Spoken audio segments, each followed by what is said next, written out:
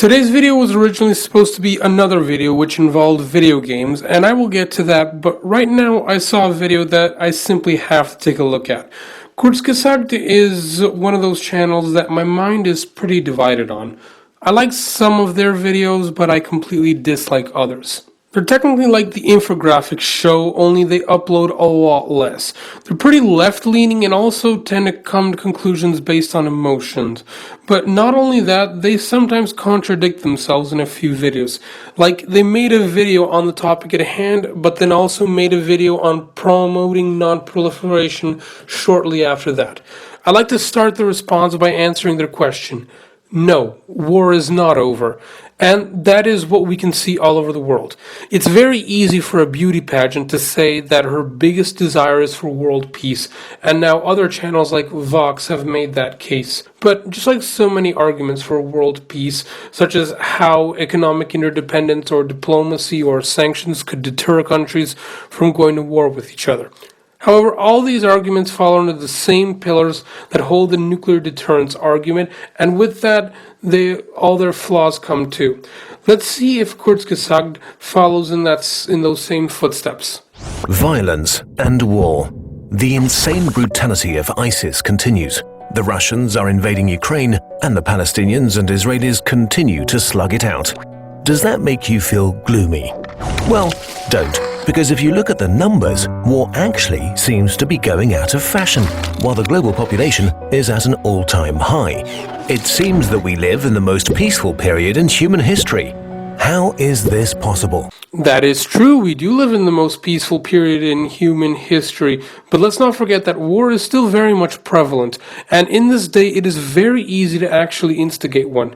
Even small-scale military conflicts between nations seem to happen. All it takes is a little push to turn it into a wider conflict. As of September 2014, there were 4 conflicts going on in the world that had caused at least 10,000 people to die since January 2013. 9 conflicts that killed more than 1,000 people, and 13 that killed more than 100 since January 2013. Not really peaceful, but consider this. Of all the conflicts going on, none is an active war between countries. They are either civil wars or local conflicts. And that is not true, which is especially surprising to hear, since at the very beginning of the video, they even state one of the examples. The Russians are invading Ukraine. Then let's take a look at the index of wars and military conflicts. Other than the war in Ukraine, some active wars or military conflicts since 2013 involve the territorial conflicts between Armenia and Azerbaijan, or the skirmishes in the Korean demilitarized zone, or about how the Syrian civil war spilled over into Lebanon, or the Anglophone crisis, or the clashes between Afghanistan and Pakistan, or Indian-Pakistani skirmishes, which have actually increased in recent years, or the Turkish offensive into Syria, where they actually fought Syrian troops and almost engaged with Russian troops, much like the time Turkish forces downed a Russian aircraft. And who could forget the Saudi-led coalition that invaded Yemen, or the ECOWAS invasion of Gambia between 2016 and 2017. But if anyone was living under a rock so far in 2020, you can tell the US and its allies are also having a crisis of their own with Iran. I wouldn't say that there are no armed conflicts between sovereign nations, especially due to the fact that they can become wider conflicts quite easily. Although civil wars are terrible and cause huge suffering, their impact is usually way smaller than a war between nations or empires. When 2 nations engage in war, they can mobilize much bigger forces, have access to all of the state's resources and logistics, and almost to all of the population. So why have we transitioned from wars between nation-states to civil wars? Once again, we haven't. A lot of it is to do with colonialism and the Cold War. When the Cold War ended, a major driver of armed conflict vanished too. But the breakup of the communist dictatorships revealed new or old tensions and brought new conflicts in the now freed states, which often resulted in civil war. It wasn't just civil war. You had wars between actual nation states since 1991, such as the Gulf Wars, the Russian attacks on Lithuanian border posts, most of the Yugoslav wars, the war on Abkhazia, and even the US invasion of Haiti. Let's not even forget about all the wars between third world nations that lasted from the end of World War II until the late 1990s. That is because when decolonization happened, borders were drawn in locations that didn't place the ethnic groups into consideration. Yes, ethnic groups were lumped together into the same nation that bred grounds for a civil war in some areas, but in other areas ethnic groups were divided, which even caused wars between nation states. Not only is Kurzgesagt getting political doctrine wrong, but they're also getting history wrong. Then they even try to hide their lack of knowledge by discussing a topic that has nothing to do with anything next. Much more importantly, in 1945, nearly all of Africa, much of Asia, and parts of Latin America were under colonial rule. By 1990, all but a few islands were independent. But wait, couldn't you argue that what today's multinational corporations are doing in the Third World is just as bad as colonialism? Let's look at Congo. It was established as a colony in 1885 by the Belgian king, an area 80 times the size of Belgium. Violence committed against the indigenous Congolese and the ruthless system of economic exploitation had killed about half of the population by 1908. About 10 million Congolese were executed or starved to death. Millions were mutilated and traumatized. The economic exploitation of the Congo remained the top priority, and forced labor never really ceased completely until the end of Belgian rule in 1960, which is not really that long ago. So no, colonialism was much worse than vulture capitalism is today, and it ended just 2 generations ago. But what does that have to do with anything? The topic we're talking about here is war. Most of the conflicts that are going on right now are in areas that 60 years ago were under foreign control. But things are getting better. Until 1989, victory for one side in a civil war was common, while nowadays, victories are much rarer. At the same time, negotiated endings have jumped from 10% to almost 40%. Yes, that's because governments have taken more effort to bring peace between ethnic groups. What about the rest of the world? Why have nation-states stopped attacking each other? There are 4 major reasons. 1. Democratization. The steady development from autocracy to democracy. Democracies hardly ever fight each other. Of all the state-against-state wars fought since 1900, only a minority were fought between democracies. I knew that he would mention the democracy-peace theory.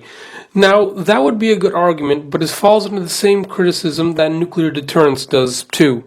They fall under similar assumptions. Democracies do not reliably externalize their domestic norms of conflict resolution and do not trust one another when interests clash. Even multi-party systems, countries still go after each other. Saying that there were only a few wars between democracies is misleading when you take into account the various amounts of armed conflict that go back to even the 18th century. Just look at the list of wars in previous centuries, and of course I'm talking about the ones between democracies. One thing that many political theorists don't take into account is the fact that they only count wars that are declared. There are multiple armed conflicts that didn't even see any declaration of war or didn't even have the word war in them. The US, for example, has been at war for 93% of its history since its independence. Do you know how many times it has declared war? Only 5 times. Only 5 times in over 200 years. Another hole in the democratic peace theory is what constitutes as a real democracy.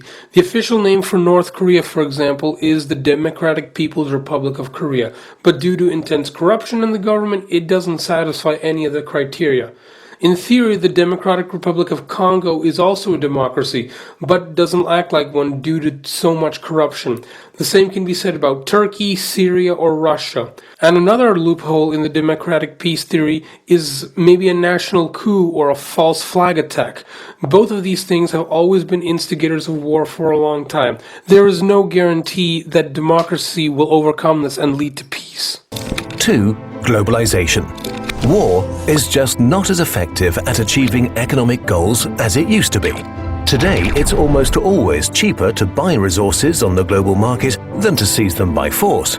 People from other nations are more valuable to us alive than dead, which overall is a pretty new concept. Another challengeable assumption. Globalization may make countries less willing to go to war, but that only works if you assume that all countries are equally rational. The 21st century is not the first stage of globalization. Even before World War I, people were saying the same thing that economists are saying now. We're not going to go to war because we're too economically interdependent. But many ideologies still got in the way. It's even more similar today when you have many people calling for an end to globalization and then electing more hardened leaders that will place crackdowns on trade relations. 3. War is so 20th century. Until World War I, warfare was seen as an inevitable part of the human experience and as a valuable tool which you could use to achieve goals when diplomacy hit a brick wall. Today we have rules that declare acts of aggression illegal and stipulate that armed force is only justified in self-defense or with the authority of the UN Security Council. These rules are still broken, but today it's harder to do so without sparking opposition and disapproval. Also, we have an international court for war crimes in The Hague, and that's a very recent innovation. That still doesn't end war, and it's worth noting that international law has existed in some form since the 15th century, and it really took off in the 19th century when the Pacta Sunt Servanda was accepted into political doctrine, so this argument really doesn't stand. 4. Borders are mostly fixed now. After World War II, territorial wars generally stopped when most countries pledged to accept international borders and respect other nations' autonomy. You do know that few countries are trying to build empires today. Countries don't fight wars today over land because now you can basically take over a country's resources economically. Today, people fight wars over political influence, revenge, strategic power, and in some cases, economic gain. But although the motive and style has changed, it hasn't ended entirely between sovereign nations. As political philosopher Philip Bobbitt said, wars are like death. They can be postponed, they cannot be avoided. But is all of this just an anomaly, or are we on the road to lasting peace? Truth is, we don't know yet. We need a big enough sample to rule out the historical average, which is about 1 or 2 big wars per century. We just haven't had enough time since World War II to rule out the possibility that war is not going away. If we don't have one major war in the next 75 years, we can be really confident that humanity is changing. So, you see, war might be over. Yes, there are nasty conflicts going on in many places, but overall, things are getting better, and we can make them even better by speaking up for peace and democracy. You see, even Kurzgesagt themselves aren't sure. They're now shifting their arguments to might and we don't know. It's even better when they contradict themselves in a future video that I already mentioned earlier. The world has changed in the past few years, with world leaders again explicitly and publicly threatening each other with nuclear weapons. Many experts think the danger of a nuclear strike is higher than it has been in decades. Governments tell their citizens that it's good that we have nuclear weapons, but it's bad when anyone else gets them. That it's somehow necessary to threaten others with mass destruction to keep us safe. But does this make you feel safe? It only takes a small group of people with power to go crazy or rogue, a small misstep or a simple misunderstanding to unleash a catastrophe of unimaginable proportions. It's not about who has nuclear weapons and who doesn't. The weapons themselves are the problem. They are deeply immoral and an existential threat to all of us. No matter what country you come from, no matter what political side you find yourself on, we need to demand that they disappear forever. This will not happen without pressure. If you want to be part of this pressure, there are things you personally can do too. I'm not an advocate of war, and while I do like seeing it in video games and movies, I don't want a World War III situation to happen in real life. My point is what I said at the beginning of the video. We can't face the real world with unrealistic views. All we can do is minimize the damage as much as possible. That is something that we've done a lot better in the 20th and 21st centuries, and that is what we should be applauding. See this packet. Parabellum.